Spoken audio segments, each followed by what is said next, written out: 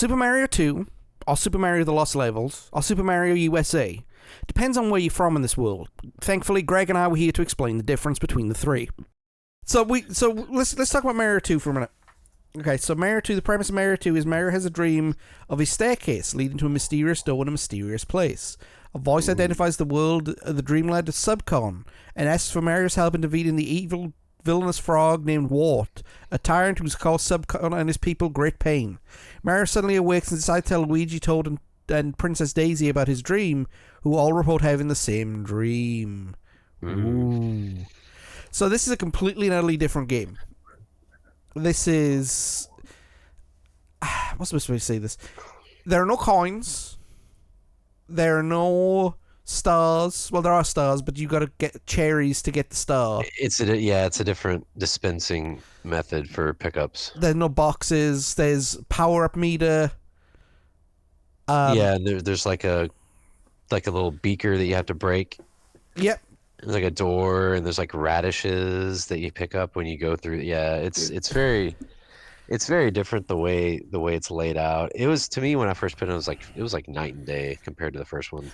Which is what a sequel should be. You should elaborate on a sequel, I think. It should have something new to it. Yeah. Yeah. I mean, you could carry and throw your enemies at each other. Have you ever been so angry you've hit somebody with somebody? Yeah. Just pick up a dude and you throw him at another dude. Yeah. I mean, you start a Super Mario. You have 4 hit points. You can have up to 4 hit points as opposed to maximum of 2. It's a one-player game. They all had different traits. Mario was an all-around character. Luigi was slower but could jump higher. Daisy could float for a period of time, and Toad was the strongest but had a low jump ceiling. So he was, when it came to the jumps, he was pretty useless, but when it came to chunking things at people, he was the best. Right. Yeah, so maybe he could get the bosses out in 3 hits instead of 4 or something. Yeah. That would be like the trade-off, yeah. Yeah, and I mean, all the enemies in this game were different. There was no Bowser. Yeah, that's just weird.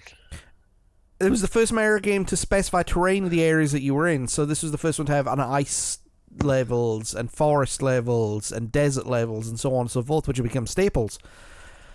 However, the ending of the game was just in Mario's head.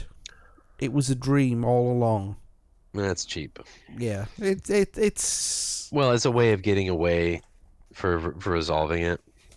It's a twist, but it's also it can be construed as a little lazy.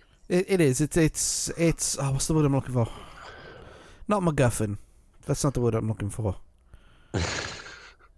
It'll come to me here in a minute. But it's just it's lazy storytelling.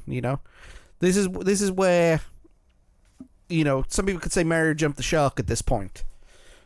Right. But obviously it didn't. But it's shark jumping worthy moment that they managed to get back on track with Mario 3. But so we mentioned the Lost Levels was too difficult. So what happened? How did we end up with this Mario 2? Did they go through a long development? No. What they did is they took a game called Yumi Kojo Doki Doki Panic. Right. And that was originally a test game that Nintendo built to see how strong the NES could do. So what they did is they reskinned it with Mario characters. They just needed 4 Mario characters to do it, and they got the 4. Reskinned it, made the graphics a little tighter, and bada bing, bada boom, they had a new Archmage on their hand, And in Japan, this was called Super Mario USA. The game, like Lost Levels, was not released in Japan until, this Mario All-Stars came out. Right. I mean, the backgrounds and the music were enhanced. One of the things that this did do for Mario 2 is that if you died, you could select a new character. So if you would on a level as Luigi, for example, in the original, you just had to suck it up and deal with it. But now, you could switch out if Luigi wasn't matching the style of the level that you needed. Yeah, you say I need to be able to glide over this one part or something, so I'm gonna get the princess. Yeah. Right. Yeah, and you could this game was also difficult. It wasn't a cakewalk. It wasn't easy that they needed. I mean, some of the levels, the enemies are just completely full of enemies.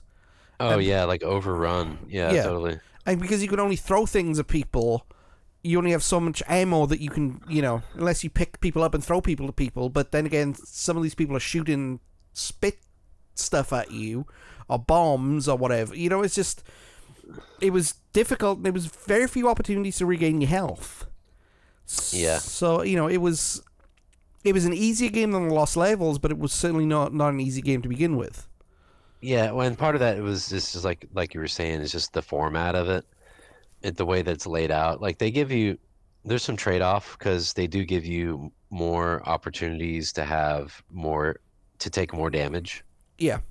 So, and you're not as negatively degraded as you are in the subsequent ones or the previous ones. Yeah.